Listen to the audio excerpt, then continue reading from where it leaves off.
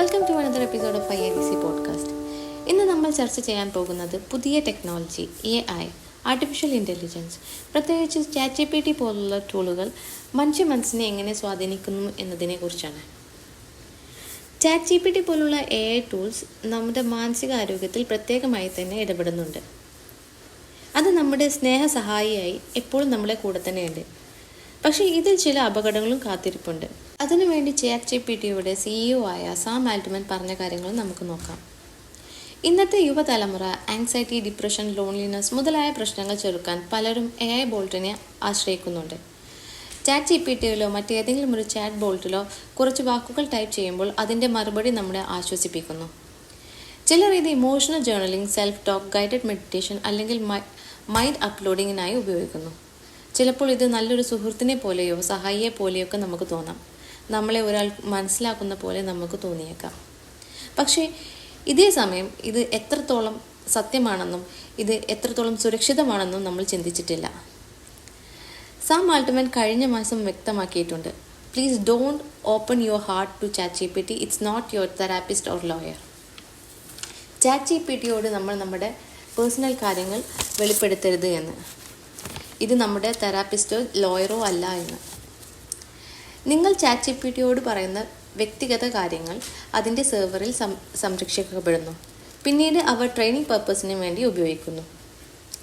നിങ്ങൾ ഡിപ്രഷനെക്കുറിച്ചോ ട്രോമയെക്കുറിച്ചോ ChatGPTയിൽ എഴുതിയാൽ ആ വിവരങ്ങൾ പിന്നീട് മറ്റുള്ളവർക്ക് കാണാൻ സാധിക്കുന്നതാണ്. ChatGPT പോലുള്ള AI ടൂൾസ് 24/7 നമുക്ക് അവൈലബിൾ ആണ്. ജഡ്ജ്മെൻ്റ് ഇല്ലാതെ നമ്മുടെ കാര്യങ്ങൾ കേട്ടിരിക്കുന്ന ഒരാളെപ്പോലെ നമുക്ക് ഫീൽ ചെയ്യാം. സെൽഫ് റിഫ്ലക്ഷനും നമ്മളെ സഹായിക്കുന്നു. ജേർണലിംഗ്, മെഡിറ്റേഷൻ പ്രോംപ്റ്റ്സ്, മൂഡ് ട്രാക്കിംഗ് തുടങ്ങിയവയ്ക്കും നമ്മളെ AI സഹായിക്കുന്നു. എന്നാൽ ഈ ഗുണങ്ങളെപ്പോലെ തന്നെ നമ്മൾ അതിൻ്റെ ദോഷവശങ്ങളും അറിഞ്ഞിരിക്കേണ്ടതുണ്ട്.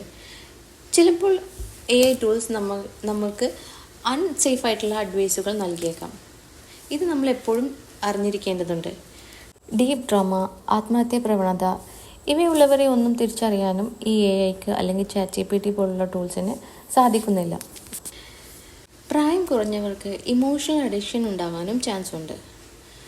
സാം ആൽട്ട്മാൻ പറഞ്ഞു, many teenagers and young adults are becoming emotionally dependent on AI bots. It's bad and it's dangerous.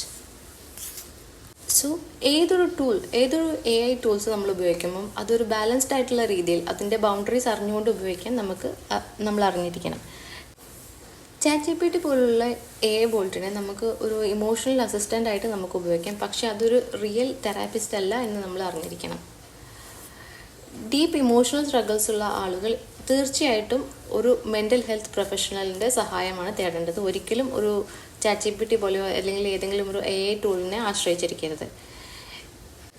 AI നമുക്ക് പല വിധത്തിലും നമ്മളെ സഹായിച്ചേക്കാം. Emotional journaling, daily wellness tools ആയിട്ട് നമുക്ക് ഉപയോഗിക്കാം. ഇങ്ങനെ പല വിധത്തിലും നമുക്ക് AI നമ്മളെ സഹായിക്കാം. അത് ഒരു മെഷീനാണെന്ന് നമ്മൾ മനസ്സിലാക്കുക. സാം ആൽട്ട്മാൻ്റെ മുന്നറിയിപ്പ് നമ്മളെപ്പോഴും നമ്മുടെ മനസ്സിലുണ്ടായിരിക്കുക. AIനെ നമ്മളൊരു ബാലൻസ്ഡ് ആയിട്ട് നമ്മൾ ഉപയോഗിക്കാൻ നമ്മൾ പഠിക്കുക. അതിൻ്റെ ബൗണ്ടറീസ് നമ്മൾ മനസ്സിലാക്കുക. സോ ഇന്നത്തെ പോഡ്കാസ്റ്റ് നിങ്ങൾക്ക് എല്ലാവർക്കും ഉപകാരപ്പെട്ടു എന്ന് വിശ്വസിക്കുന്നു. മറ്റൊരു പോഡ്കാസ്റ്റുമായി വീണ്ടും കാണാം. Thank you.